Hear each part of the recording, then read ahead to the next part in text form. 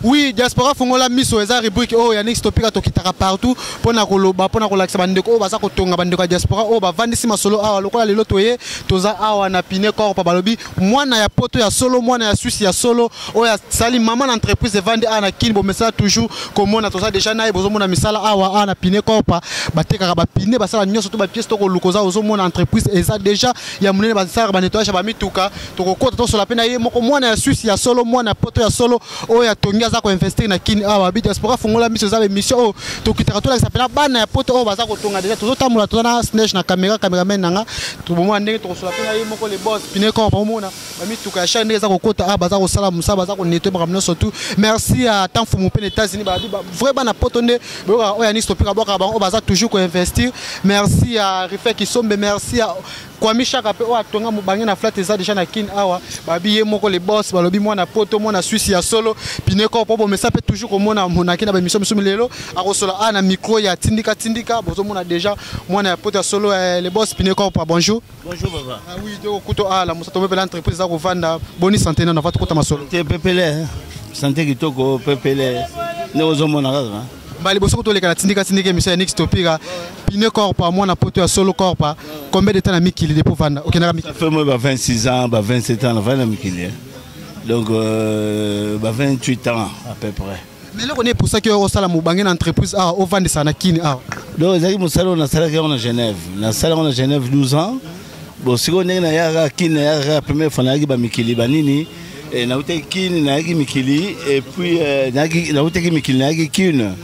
et puis na mataki mutuka moko bona loki na OK na ville les gens ba Mazda 323 ba zérédé na lo bango 1000 fois na ba net banini siko Piné toboka ki na asosa côté tripé siko pendant ça la Piné ça nous a pris 3 heures de temps. Moi j'ai dit ah non bébé na makam na OK ça na ville pour mutuka na louer ko louer et après les dans mikili na bandu na bloc malé mon salon na poto na sala ko so mondela ko réparer Piné na ko salon na minute na réparer Piné ke mais o abino awa lakini il faut 3 heures de temps yango pesenga moi et puis na bandu na bloc malé mbe tant bloc ko gaki et yango na loka place na sala ya moderne et rapide pour na kutana likambo ndenge na nzela yango na sala ya rapide siko je commence à la pneumatique service quoi de rapide et puis na batretia mituka les amis nous sommes à poto 12 ans à Genève. 12 ans à Genève mais Piné Corp pour vendre c'est une entreprise a déjà combien de temps? Ça fait moi 10 ans en l'air hein. Ça fait moi 10 ans en l'air.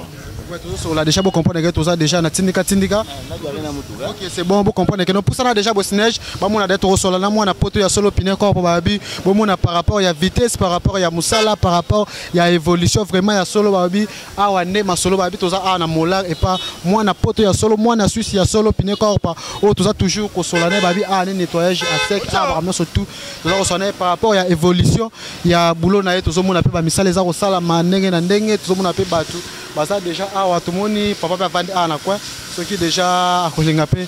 solana biso bozo mona toujours Piné Corp musala dans les bons mais trop pour ça na to sola déjà na yemoko ay bisa biso spécialisation musala nini oh déjà baza ko sala déjà awa on comprend déjà direct oui tout ça quand la carte ya Piné Corp ba bina début bozo bo makambo surtout ça dans les bons mais to kuta na yemoko les boss ko sola déjà na ye mwana poto ya solo babi merci à Kwami Chaka merci à Bela Dinganga bande ko tuba na poto message toujours kota la tindika babi bana poto o ba chaka Yannick Topika poto bana poto ba za ko investir bana poto o baza lokola ba Rifek Kisombe baza net ba papi Kelly donc baza net ba Elisa matono maman na grâce baza net ba bande ko boza vraiment baza net bande ko ebele mon père manager collection na Rabat vraiment to so na ye moko José Piné Corp o ka ba détail wana bozo mona ye moko José Corp balobi aza toujours mobile na kati ya biro ye moko pata ko sala ça te que non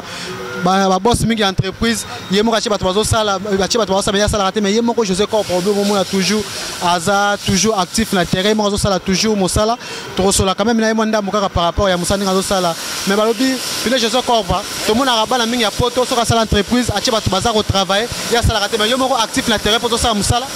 non ngama fala sala ka on a l'accès bango ben énorme net tout ça na poto ngama fala sala ka parce que so ba sala bango mongo ba kamba ko sepayate yo senga ngama fala sala mabongo na pate nasala nga mona lakisa bango ndenge alingaka mpo soki ye asepelaka na esengo nalakisa bango ndenge mosala eyalaka ndenge nalingaka yango nga mona asalaka lo bato otika bango conscience te bango basala yango mosala et puis bakenda bazonga na esengo te quoi donc c'est tout ça domaine nini oza makasi nango eza nini ya pine corpa batraité ya mituka tosala batraité ya mituka tosala balavage châssis moteur na bavidange juste bapetit service elingi koloba donc entretien pas de grosses mécaniques parce que na station balingaka te bamituka elalaka tosala bapetit service elingi koloba baentretien bavidange bachangement ya plaquette de frein bafite etc et puis na nettoyage ya mituka nettoyage ya mutuka elingi koloba châssis moteur aspirateur na kati kosala bagravitage bagrissage tosuka tolimitaka wana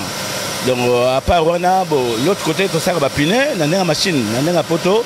et puis tobambaka mpe bapine na ndenge ya tibeles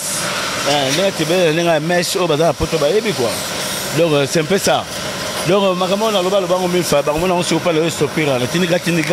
comme ça bakokomprendre nga makambo ndenge ezalaka donc tokoba kaka bakompane makambo adresse précisément eza pena bana tu ya poto bakoya na kine na bandeko mosusu bana kine abaotala biso tozali awa sur 24 heures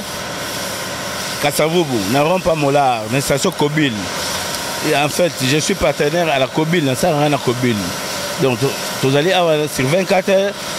Kasavubu na rompa molar na station Kobil au moins va comme pene copa et puis mosusu ezali na Bongolo na rompa université Bongolo en face à Yolo Médical une deuxième maison en tant que grand malé malembe on a mis balé déjà on engage pour combien de personnes à Kinshasa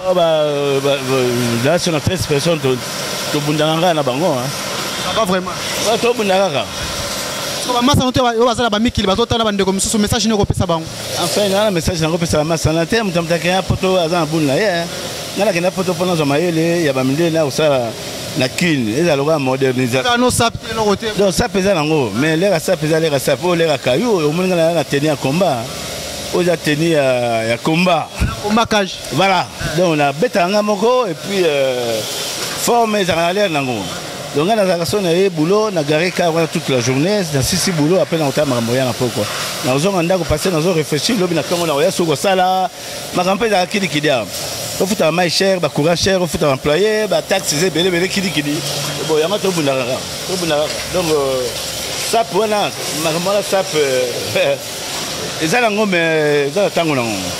d'accord pas to komo ke déjà na suka numéro téléphone bandeko to bazotala oma mabanga na bana to poto ba massa na batebele ukobisa bango ni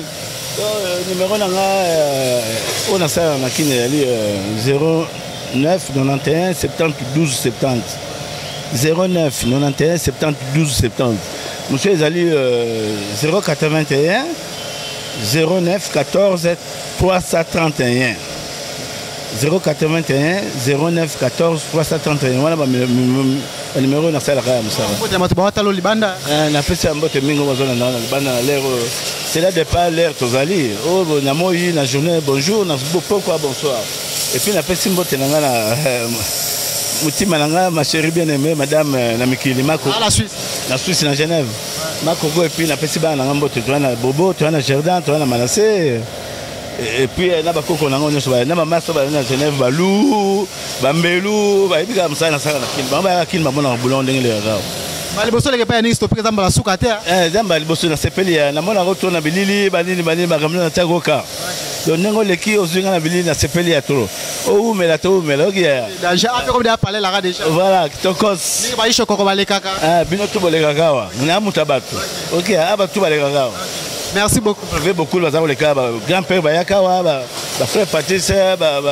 Bantone, tout les gars. Merci beaucoup, Pineko. Je vous en prie. Et puis, c'est tout quoi. En tout cas, merci. Et je vous en prie. Ok, bana poto bana mukili bomo comprendre que non, toyaki awa et pas José Pineko pour moi na poto ya solo avandi ça vraiment ma solo. Bon s'abonner toujours avec votre ndenge musala za osala maboto za na sineige awa. Azo sakana ngo merci vraiment. Ok, merci à Bandekono surtout vraiment pour la biso mais botala ka musane sala makana Pineko pa awa.